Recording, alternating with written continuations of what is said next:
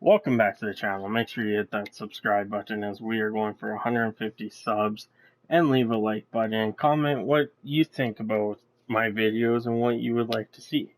So today we are talking about the 6 reasons why Edmonton could be a dominant force going into the next season. But first, bearing any trades or any more free agent signings, these are my predicted lineups for opening night and injuries and stuff. So on the first line, we got Ennis with McDavid and Kassian. Kassian did show some spurts with McDavid start of the year last year, but it could have been fatigue that before the whole COVID thing happened. Kassian was kind of slower. We don't blame him. You're trying to keep up with a guy that could skate 40 kilometers an hour minimum and up and down the ice 24/7. So that's not a bad first line. Then second line, we got to keep the Nuge Dry Yamamoto line together. That was the biggest mistake in the playoffs, or in the qualifying round, not keeping that line together. I think that line will go back together. Good, decent line there. Third line, a reamped line with James Neal, with Kyle Turris, and Jesse Puljujärvi on here. I like this line because the mentorship of Neal and Turris for Puljujärvi to shoot the puck. They could get him the puck, shoot. That's all Puljujärvi's lacking, is confidence, and these guys can help him. Now, the fourth line, you could put some other guys in here, but I'm going with the opening day roster. And I did take Jujhar Khaira out. I don't believe he's going to make it, barring any injury that happens. So Archibald, Gaetan Haas, and Alex Jason. I love Haas in the middle. He brings that European center to our team that, he's a small guy, but he's like Yamamoto. Great guy that gets in the dirty areas. And then, of course, Archibald. You need to have Archibald in the lineup for the penalty kill. Huge there. And, of course, Jason has a physical presence with the other two guys on there.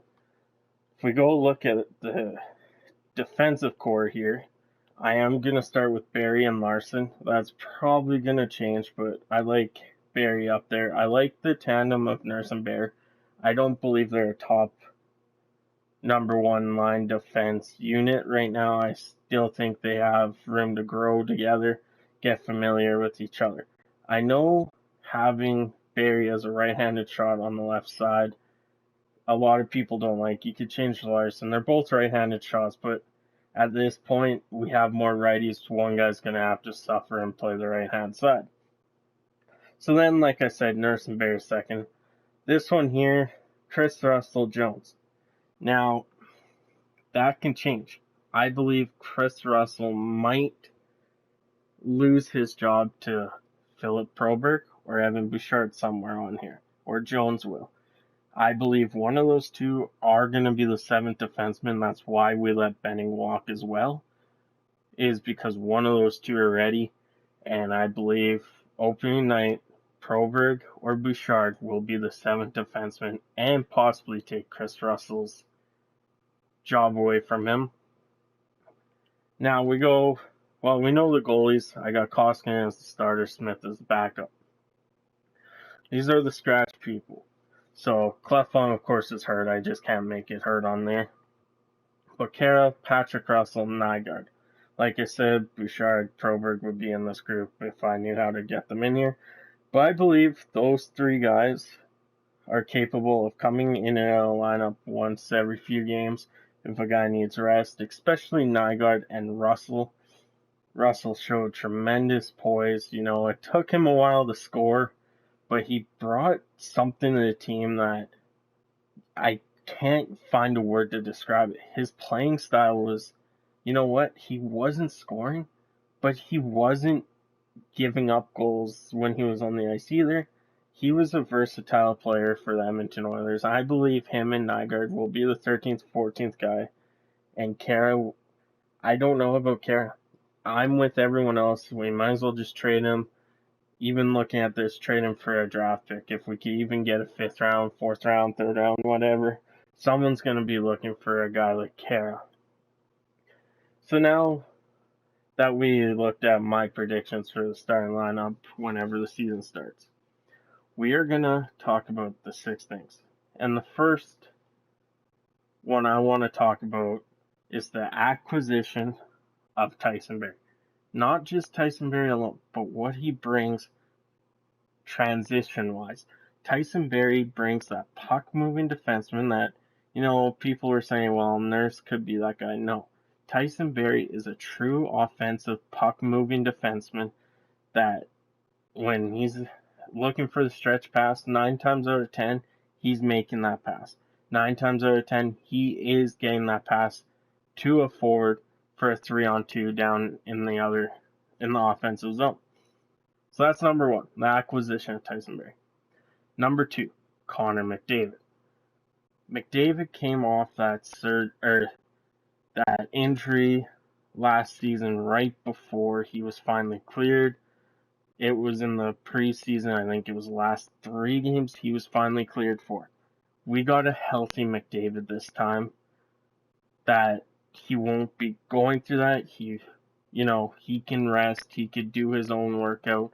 He's not worried about, the injury or anything. This is a clean slate McDavid coming in, and I'm looking forward to him coming out fresh and even better. Number 3, Leon Draisaitl.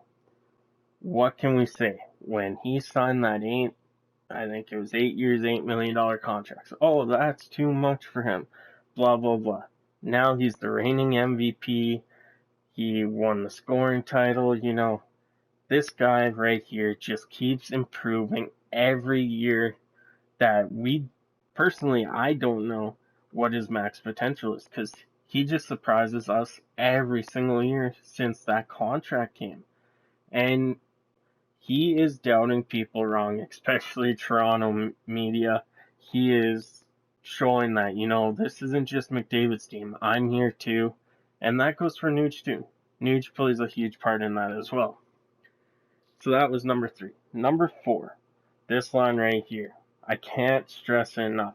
We now have potentially 3 solid scoring lines. Yeah, do I expect these guys to go have 80 points each? No. I expect these guys to be the line that, has between 30 and 50 points each. That's reasonable. That's power play time as well, probably for Puljujärvi, Neal. I'm not sure about Turris will be on there. But this line could produce 30 to 50 points each easily. When was the last time we had an Oilers third line that could potentially produce that? It's been a while. I believe this line, don't expect them to be like McDavid and Draisaitl on their line score every game. They'll be the line that, gets the big goals, the tying goals, the game-winning goals. This line is the line you can trust out on the ice when it's a tie game, once they get their chemistry going. So 3 solid lines of scoring, that is perfect for the Edmonton Oilers. So that was 4.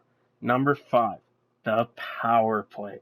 We were one of the best power play units in the league last year. I think we finished second behind either Tampa or Boston. It was one of the 2.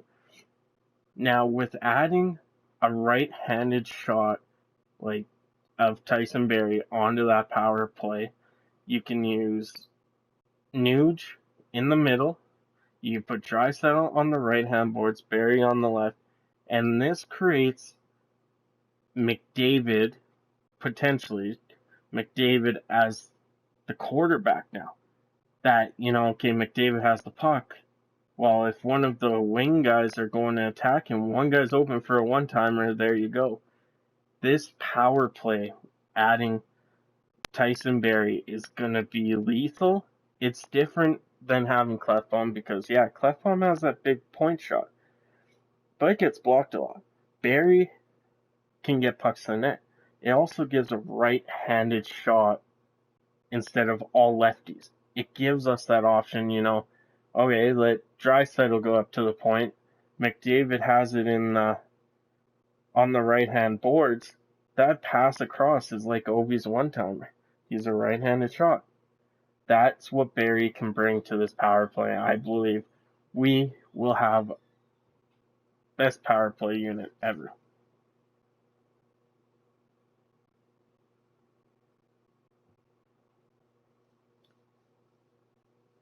Sorry about that. I was declining a call. So that was number 5. Number 6, the goalies. And you might say, why is the goalies a big deal? A lot of people are criticizing Mike Smith and Mikko Koskinen not being good enough because of the whole, we lost in a qualifying round. That is not their fault.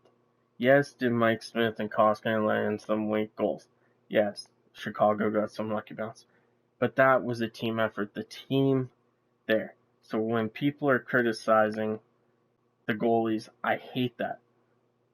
You look at some of the goals. Where was the defense? Why wasn't the forward on his guy? Blah, blah, blah. So that is my 6 reasons why I think the Edmonton Oilers will be good. Because Koskinen and Smith have proved they can lead this team to a playoff spot. We were 4th or 5th in the West when everything went down. And then people start bashing them because of early exit? No. If we would have played Dallas, I bet you that would have been a totally different series. And you know what? Yes, Dallas made it to the finals. But I believe we could have beat Dallas easily if nothing happened, nothing changed. And who knows? We could have been one of the top 3 teams. No one knows. So that is all. Have a good one.